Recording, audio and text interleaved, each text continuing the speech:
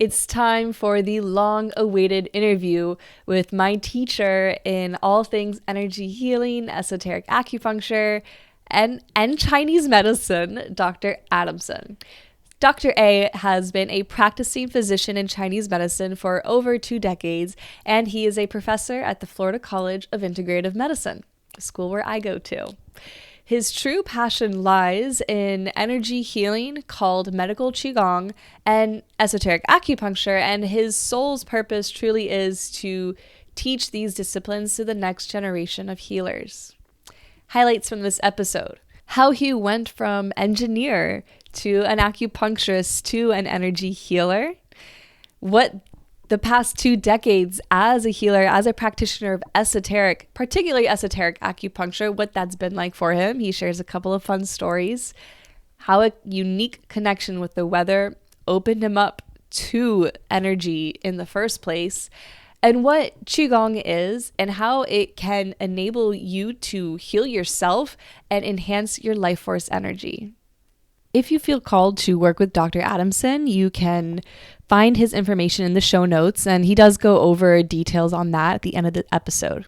If you would like to work with me, you can also find my information in the show notes.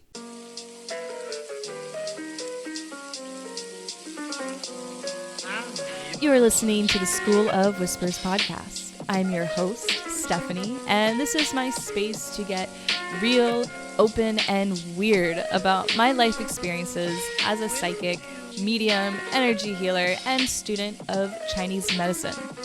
On the show, I'll be sharing my healing journey and the concepts I've learned along the way, and I'll be having guests on talking about the same sort of thing.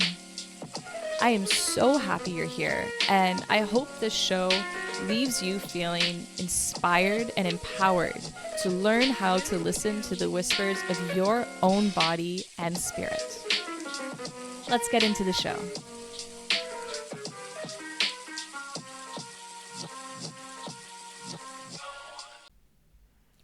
Well, actually, first I want to say thank you and welcome to the show. So when I first met Dr. Adamson, I was going through a really hard time. I was living somewhere with mold, and every morning I would wake up and meditate. I'd feel horrible, and then something started clicking in me that to scan my body and to feel where I was feeling the most darkness and heaviness, and to really focus my attention there. And then all of a sudden, Dr. Adamson, I'm in grand rounds, which in school is when you're sitting and you're watching one of the doctors or one of our professors treat a patient and go throughout the whole treatment process. Dr. Adamson was scanning people and pulling things out of them. And I realized, wait, you can do this to other people? And then I kind of just started bothering you and pestering you and asking you a bunch of questions. I remember one day you were sitting at one of the picnic tables doing your Qigong, and I just thought, I don't know what, I thought it was you're doing some weird little dance. And then I asked you, what are you doing? You're like, oh, I eat chocolate and I'm helping myself. So I'm trying to think about some of the first questions I asked you, but I guess where I want to begin really is first you explaining how you describe what you do to others, or for others rather, and then to kind of backtrack and start at the beginning when you were young and how you were growing up and how you ended up in the Chinese medicine space. Does that sound good to you? Okay. Well, what I do is scan, and I through the practice of Qigong, I developed a sensitivity to energy, qi, and blockages of qi in the body. I can simply pass my hand in front of the body, maybe 6 inches to a foot, and I can feel where there's blockages, energy blockages. Once I identify that there is an energy blockage, I can then grab that energy with my hands, using the qi that's in my hands, and actually pull out that energy. And that will often take away pain quite immediately in many cases. In other cases, it will start the healing process. Basically, it's relieving the blockages and allows the body to, the circulation of the qi in the body to do its proper thing and not be stuck. And therefore, the healing process can continue, and that's when the body heals itself. I love that, and That's very true to Chinese medicine, is enabling the body to heal itself. Right. And you would say this is kind of just an extension of your role as a Chinese medicine practitioner, or do you see this as sort of a separate thing from that? It's an extension. A lot of the things I do with Qigong, I could do with acupuncture needles. I could also do with acupressure, pressing on points, pressing on meridians. So a lot of the stuff, the energy medicine, the Qigong portion, can be done with other modalities such as acupuncture, Tuina, which is the Chinese massage, that type of thing.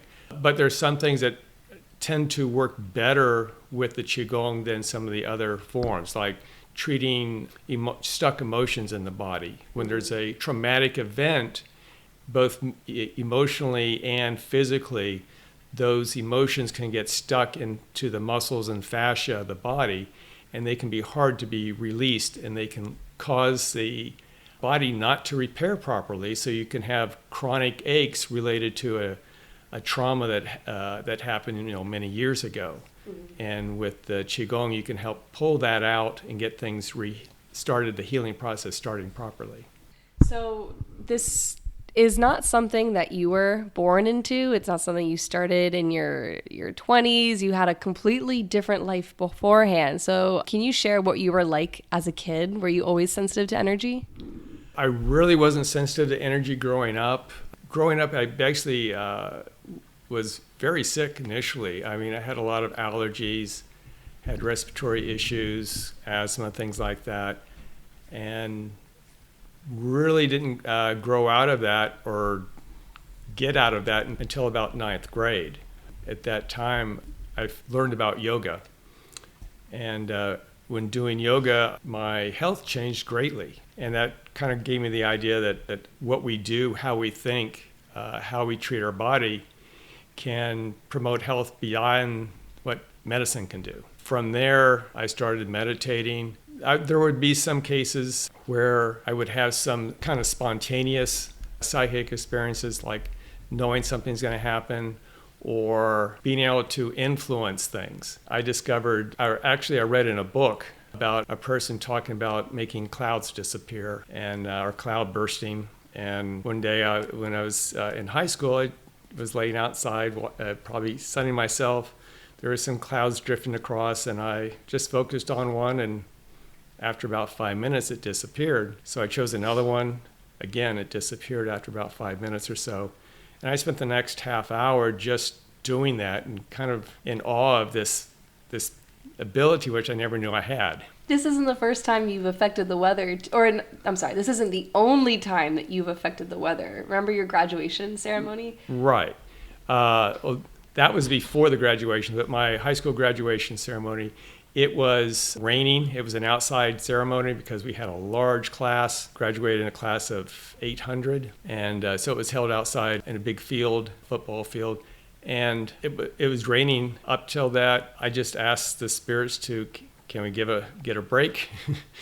And it stopped right before the ceremony, and it lasted throughout the ceremony, and it started drizzling again later.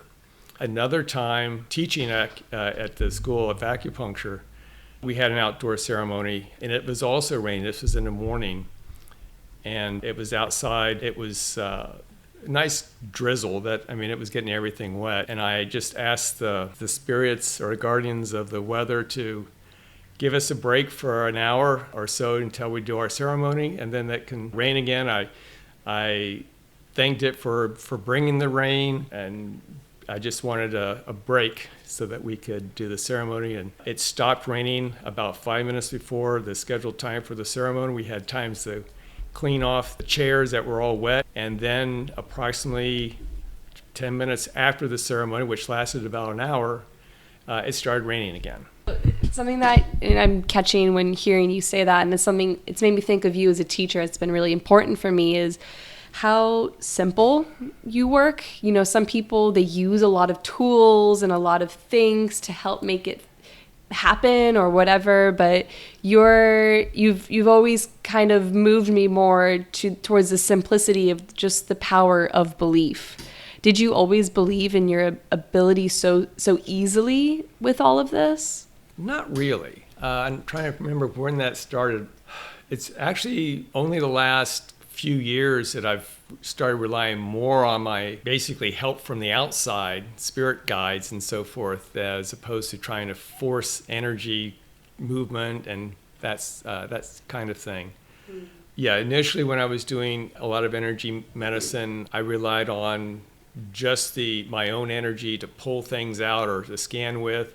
But now, in the last couple of years, particularly the last 6 months, I've been working more with my guides and just asking, can you show me? And I also talk to the guides of the patients. Can you show me what needs to be done, where the problem is? And I'll ask, specific questions. And at the end, is there anything else I need to cover? If I get a yes, I'll show me where it is. And so I will rescan, and that part that they want to show me, I can feel and I can work on it. Mm-hmm. Can you share a little bit how you communicate with your guides?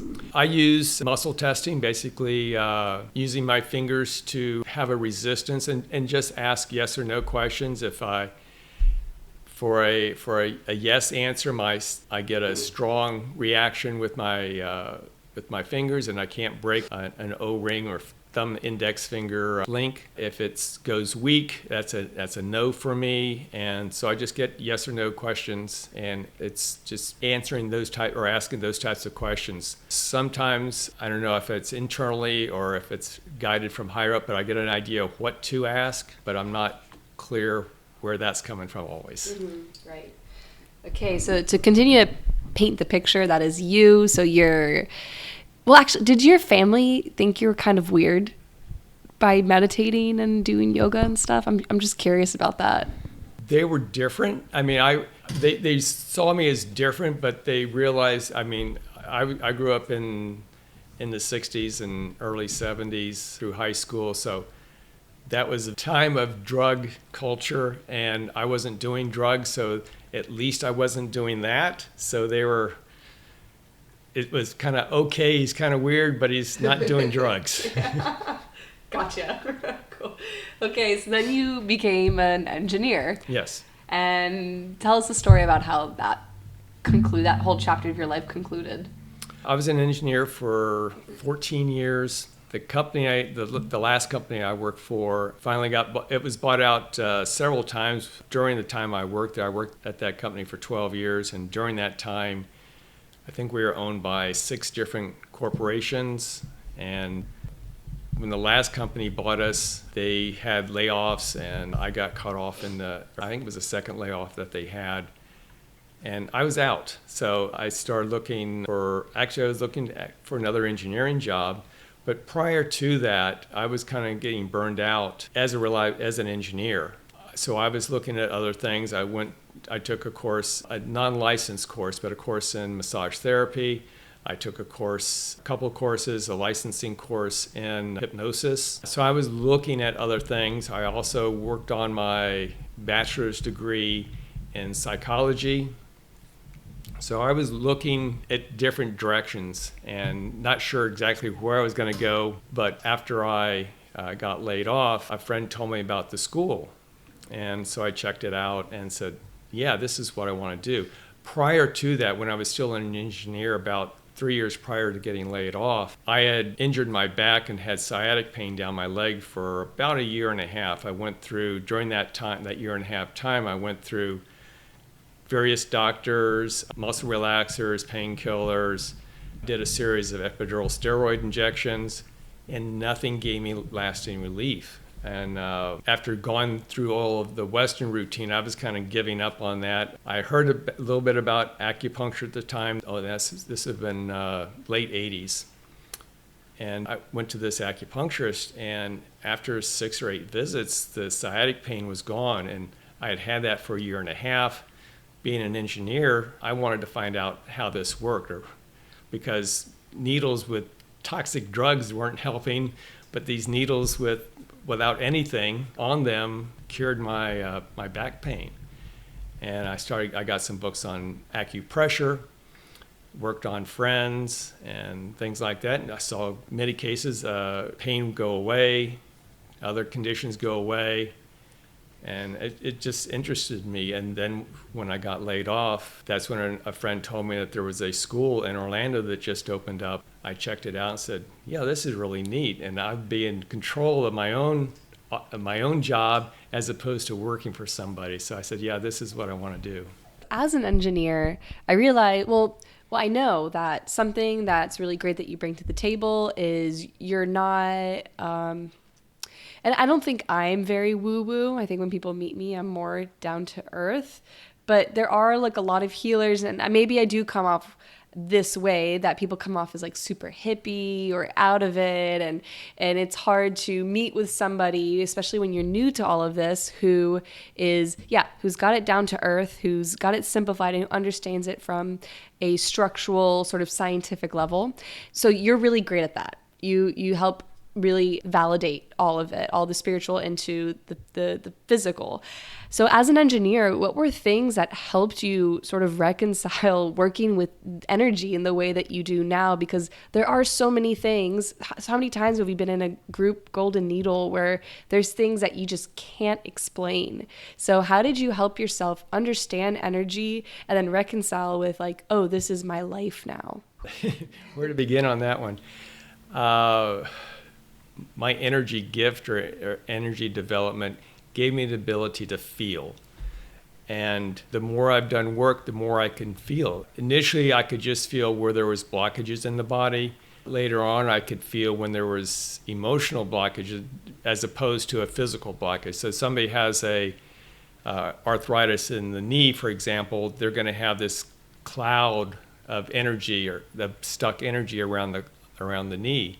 If they have an emotional blockage of some kind, then that usually comes out like a vortex sticking out from the body, maybe 3 or 4 feet from the body.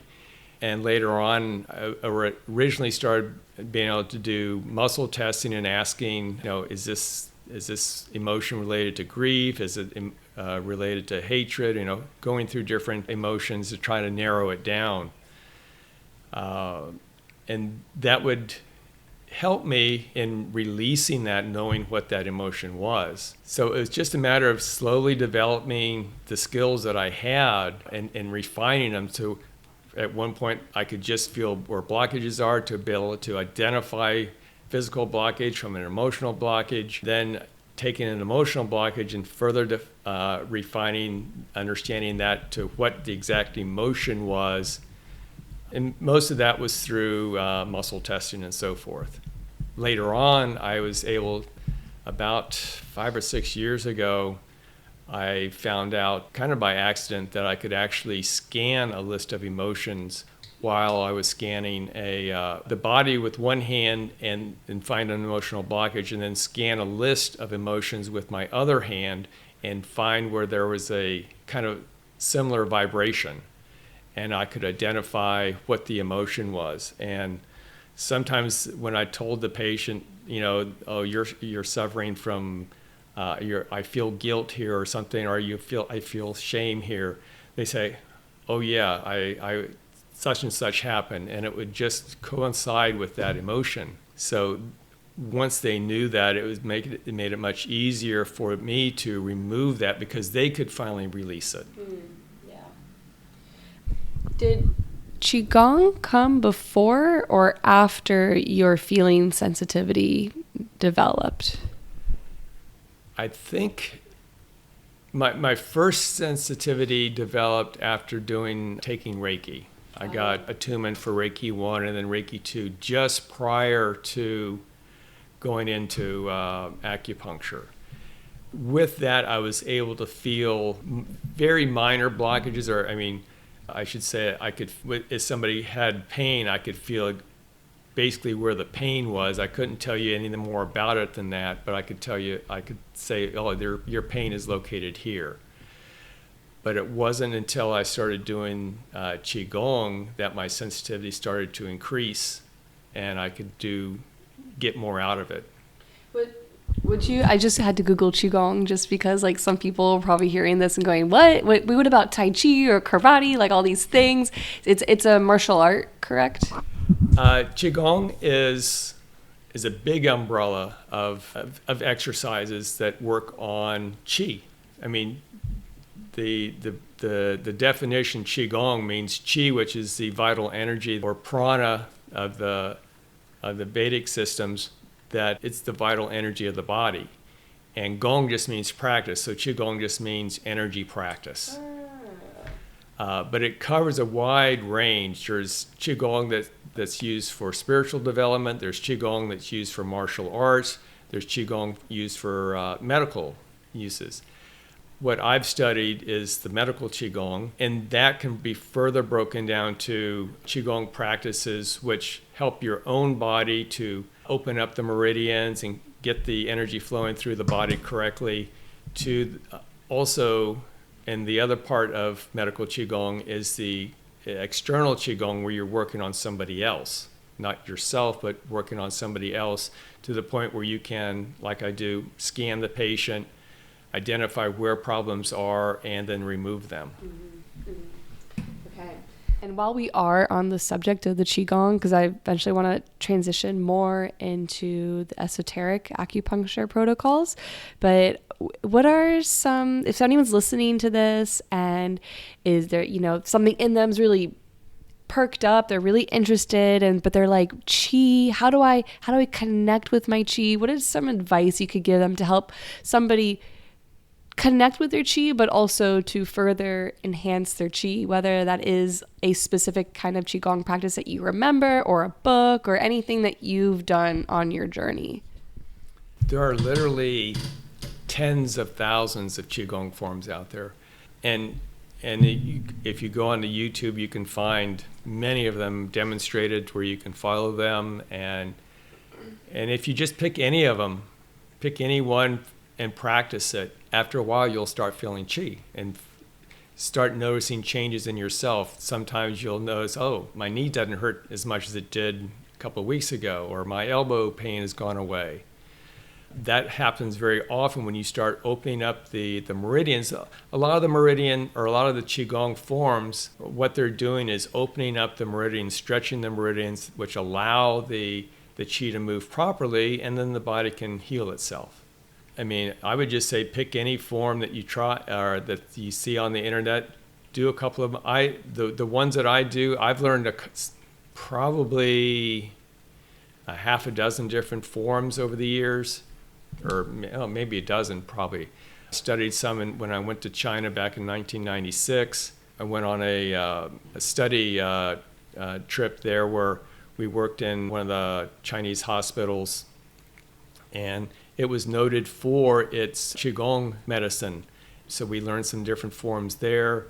I learned a form from another Chinese doctor while I was there, and I brought those home, started practicing, and some of them I didn't really get much out of, and I came across another form a few years later, and that one really clicked with me. I felt that one had the quickest results in feeling the energy. And that's actually what I teach at school now, because most students feel energy after just one class. If you just pick one and start practicing it, you'll get it there eventually. I remember when I first took your Qigong class, and so I went home and started practicing the forms, and it was right before seeing some clients, and I was doing it again and again and again so I could memorize it. And when I got to the client's house, they looked at me and they go, what happened? What did you do? Did you go to a spa or something? There's like, you look amazing. And I think it was because it was during the mold time, or shortly after. And last time you had seen me, I was talking about the mold or whatever. And I was like, I don't really know what I did. So I went to the bathroom, looked in the mirror, and I was like, whoa, I really have this, you can't put a word to it, but like this vitality to me. And I realized the only thing I did different was the Qigong form. So not only does it open up your hand chakras, but it really does enhance your life force, your vitality. So I want to transition into the esoteric acupuncture protocols, because on the podcast, I talk so much about my golden needle experiences and the further development into that. So I guess we'll start at the beginning for you. At what point did you learn about esoteric acupuncture protocols? When did you feel ready to incorporate it into your practice? And then, I'll stop there. And then I want to really fine tune it into more about the golden needle. Well, the first I heard about esoteric acupuncture is actually through a book called Esoteric Acupuncture. I'm reading that. And it was written by an acupuncturist who's also very spiritual. And it goes through protocols for balancing out the chakras of the body. The chakras in the body, but also chakras outside the body, and help connecting them so that you have more communication with those higher chakras. From there, and the golden needle treatment that Stephanie has mentioned, that was given to me from a student almost 20 years ago now that had transferred from another school. It was told to me that it was used for past life regression. And so I have at school, basically I have a set of guinea pigs that I can work with. Since I taught the acupuncture points that are primarily used in that protocol, I thought I would give the students an opportunity to needle those and also see what the results are. Typically, even from the start, about 50% to 70% of the students who did it would have some sort of feedback. They would have some kind of results, either visually or tactically, getting some type of input from a past life. The more we did it, the more people got results. And through that, I helped. And then combining that with the hypnosis that I had trained in many, many years ago, I had done past life regression using hypnosis.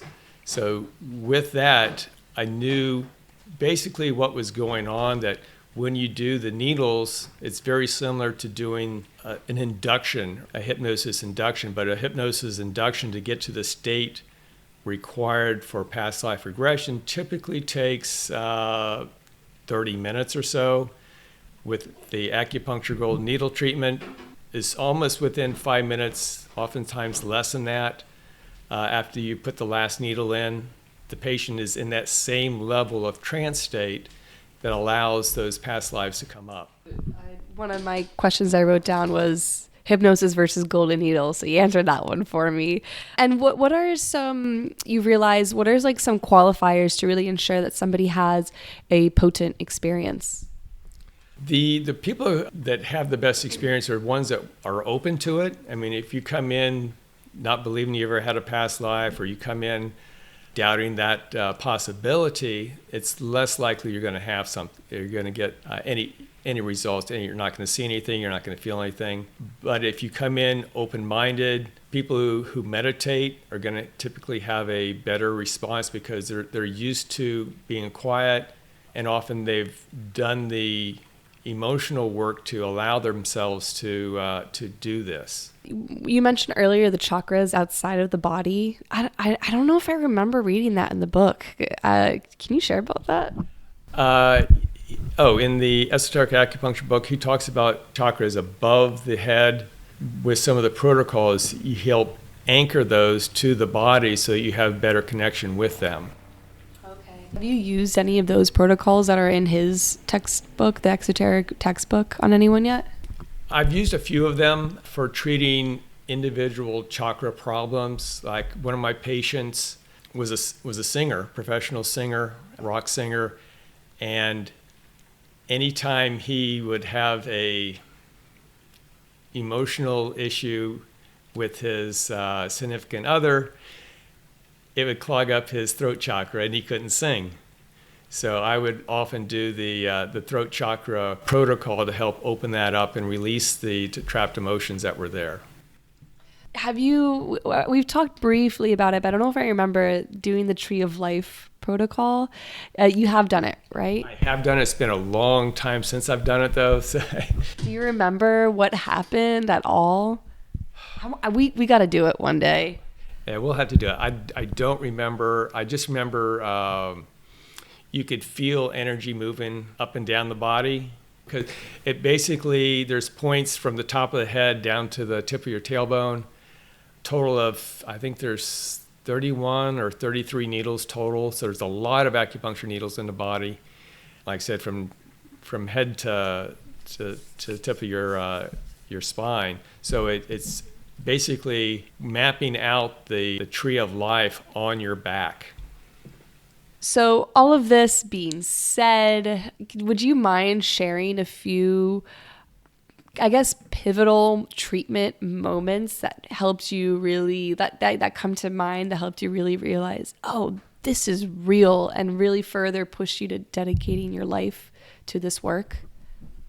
One patient came in, I don't remember, they were looking for a past life regression on them. They had heard about me from actually one of my former students, and they were told to go to me. This patient had gone to Peru, down to Machu Picchu, and she said she felt like she had been there before. So she told me that, and she said, I want to see if I want to get more about that lifetime. I said, okay, we can see if you were actually there or not. So we did a regression, or we did the golden needle treatment on her. She started describing parts of Machu Picchu that was not where she went when she was on her vacation there, her tour there. It was on another mountain area that she had not visited, and she was able to describe it. And it was also she was also describing the Spanish explorers that were basically coming in and stealing their gold and actually murdering a lot of people there. So she was experiencing that, and I mean, she was very upset, but she understood late when she came out that she was there in the past, and that she's now in another place. I think a one for me that you've mentioned was when you worked on the infant. Because I remember it was Lucas saying, somebody said to him, acupuncture isn't real, it doesn't work. And he goes, okay, but animals do it and infants, and it works on them. So what's your thing about it? But you had a baby come to you that was crying and crying and crying. Was it something from the womb that it was holding on to, or was there something from another past life? Do you remember that one you told me? But the car, every time it got in the car? Yeah, this was a patient or a 6-month-old that never had any problems being in a car, but at age 4 months, it started crying anytime it got in the car. The mom, who had been a patient for me in the past, brought the child in, and I scanned him, and I found a motion that was stuck on his in the heart chakra. I didn't get the impression that it was his emotion. I think he picked it up from family member. I mean, if you're breastfeeding or if you're holding a child, it's very easy for them to pick up the emotions of the parents. So I didn't feel that it was really attached to him as much as that it was something he picked up from one of his parents. But I was able to take it out, just pulling it out, and I asked the mom to send me an email, let me know how he's doing in a couple of days. And when she did, she said immediately when we left, he wasn't crying in the car. And I saw the mother again, I think 4 or 5 months later, and the child was doing fine. So this one treatment, in this case, took care of it. That's why I think it was more of he picked up the energy from somebody else as opposed to something that developed in him, because it was easy to clear out and it didn't come back. Right. Actually, I feel like that's something you might, maybe we'll dive a little bit deeper into, is the difference between you having picked up something and that easy removal, and then something that has roots inside of you that is really difficult. I had a really hard time with the entities that you pulled out of me. They just unleashed more and more, and they wouldn't leave me alone. Well, entities is another whole thing, so we need to address that, I think, in another question. But yeah, emotions, when you have a traumatic event happen to you, those emotions, if they're not processed through the body, they'll get stuck in the body. And they'll often get stuck in the physical location, either where the emotion tends to go, or in a physical place that was damaged during the traumatic event. So, for example, if somebody was injured in a car accident, and they got whiplash. And because they saw the event coming, this is a case that I had in the school clinic several years ago. The patient was very anxious about driving in a car. She was afraid to drive in a car anymore, and the emotion was locked into her neck where she was injured during the accident. So that emotion got locked in the place where the body associated that accident with. Therefore, we had releasing that helped get the neck pain to start healing again.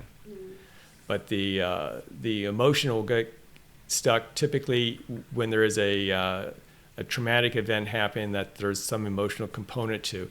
It can also get stuck into one of the 7 chakras in the body. The most common is in the heart chakra, since the heart chakra is where we have most of our emotions. And that's an area that is one of the first I check anytime I scan somebody, because that's probably the number one place to get blocked. The second is usually the throat chakra, because we're not expressing what emotions are stuck.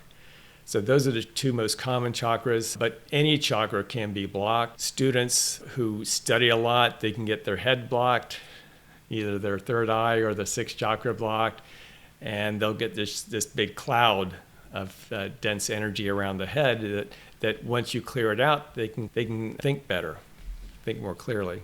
So for those of you who are listening, I do have an episode. It's more like the first 2 or 3 episodes where I talk about trapped emotions and entities and all of that stuff. But you do teach this, and you've been teaching this for years. So if we could have your definition of an entity, that would be great. And also how you handle them. Well, an entity is a personality fragment, or at least most entities are a personality fragment. We all have multiple personalities. That's not the same as multiple personality disorder. That's when the personalities don't know of each other. But we all have multiple personalities. We have a personality as a child. When we're around our parents, we kind of tend to go back to that childhood personality. When we're at work, we have a work personality. When we're at school, we might have a school personality. When we're out playing basketball or something, we'll have a sports personality. So every part of our life has a separate personality. And that's all those emotions that are associated with those personalities are held in our astral bodies. When we die, that astral body is supposed to break up and disintegrate all those parts. It's supposed to go back and basically be recycled. And our soul can take some of those characteristics or some of those skills with it, but the main portion of the emotions is supposed to be broken up. However, if those personality fragments are very strong in nature, something that very traumatic happened, or some lifelong personality, like somebody who's an alcoholic, for example, they develop a completely different alcoholic personality. And so when that person dies, that particular alcoholic personality could look for another person to fulfill its desire to drink.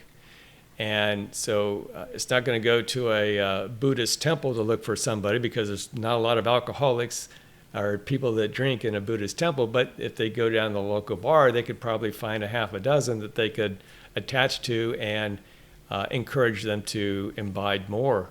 So it's that personality fragment that can become attached to you, and it can be attached to any emotion. So if there's a particular personality that's just very angry, it's going to look for a personality who has that same vibration of anger that it can attach to and basically feed off of. I do want to just share with you guys, being on the other side of it as the person who has received healings from Dr. Adamson. I remember when I first met you, I remember telling you I didn't like you, and I didn't know why, and I couldn't figure it out. And it wasn't until we were in close proximity, or somebody had scanned me and she pulled you into the room because she felt some intense entities on me. And I remember feeling the entity like pushing against my lower belly. It was weird. And then you came into the room and I go, oh, whatever I felt push against my lower abdomen does not like you, because I could feel it whirring around like a top. And I realized, and you told me, yeah, no, I tend to have that effect on people. When somebody has an entity, they're very intelligent and they know when somebody's around who's capable of removing them.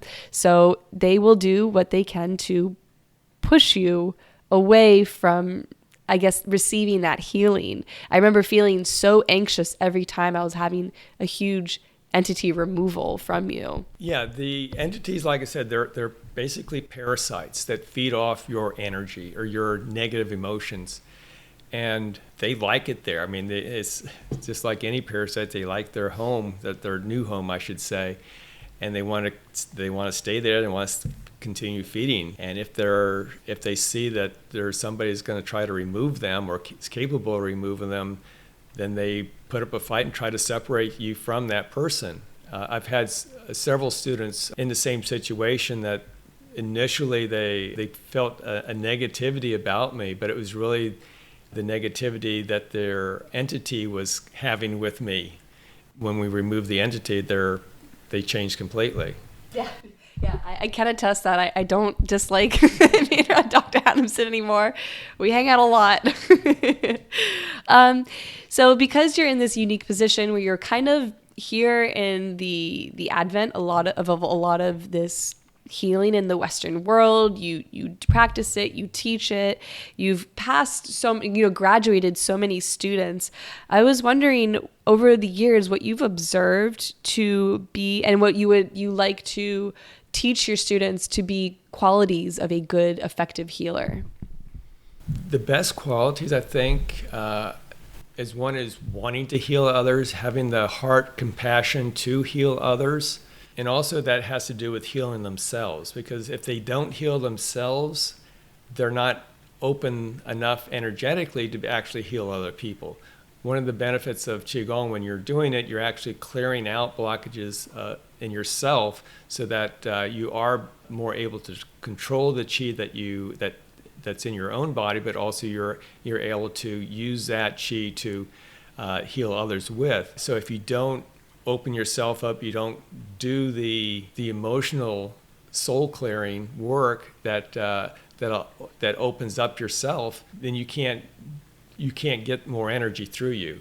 So that's, I think, is one of the biggest things, is being able to clear yourself out of any emotional blockage that you yourself have, and being open to your own guides. I think that's something I've developed more recently, is developing communication with my higher self, my guides, and so forth, and helping me help other people. Because if I tried just do it from an ego sense, I'm curing this patient, it takes much more effort on my part to do that. But if I say, can I get some help from my guides in removing this entity? The entity almost disappears by itself.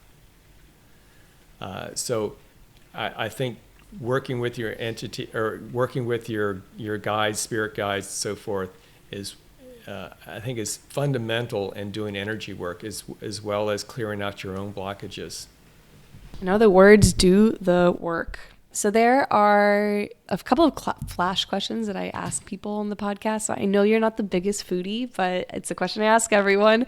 What is a food that you have found to be very healing for you throughout your healing journey? I know.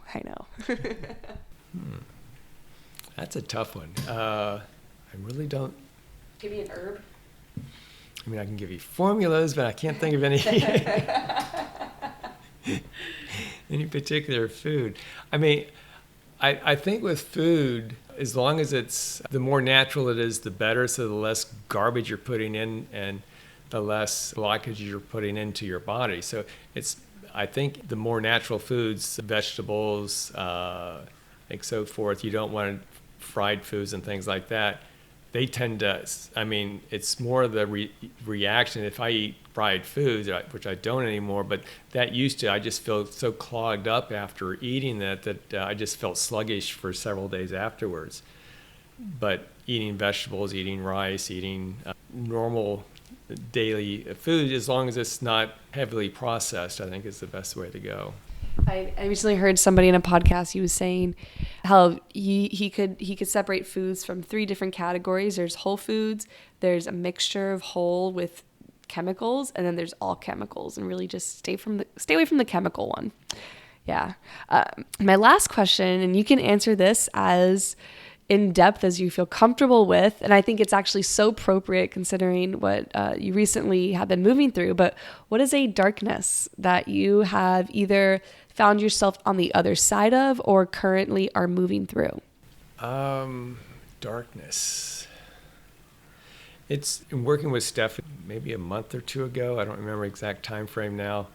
After doing a Hape and then Sananga experience, I didn't really get anything out of it during it, but that night I experienced a very vivid dream of being chased by an alligator that was attacking me. It ripped off my arm, and it was I was in a very rickety boat, and it was in this swampy water, very dark, kind of, it looked like the color of coffee with cream in it.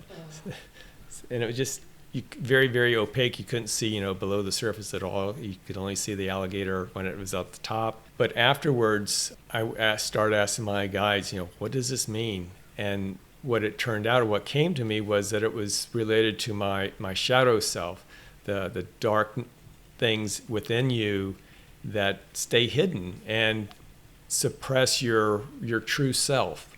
So I'm still looking at how to understand my shadow self and learn how those emotions and so forth are holding me back from my true self. Thank you so much for sharing all of this. Is there anything else you feel like you need? It's kind of like bursting out of you right now. That you feel like you need to share? I think that covers it. All right. He says that he thinks that covers it. Well, yeah. Thank you again. And is there a way that if somebody's listening and they feel called to work with you, is there a way that they can find you? Yes, I'm at Whole Family Healthcare, and you can look that up on the internet. It's in Winter Park, so you can arrange for if you're local, you can arrange for a visit. And I treat people using not only acupuncture, but Qigong. Primarily now I'm working with just Qigong. There are some patients I still use acupuncture for, but the majority of the patients I'm seeing now are being treated just with Qigong because their major issues are with emotional issues which are causing physical problems. I remember you said to me, you're the guy that people come to when nothing else works. Right. Yeah, so there it is. All right, awesome. Thank you. Thank you so much for listening to this week's episode. If you're new to the show, welcome. Check out the show notes. I have plenty of related episodes to the topic we talked about today. And make sure that you're subscribed. If you really enjoyed the show, please leave me your review and share with a friend. I'll be feeling your energy next week.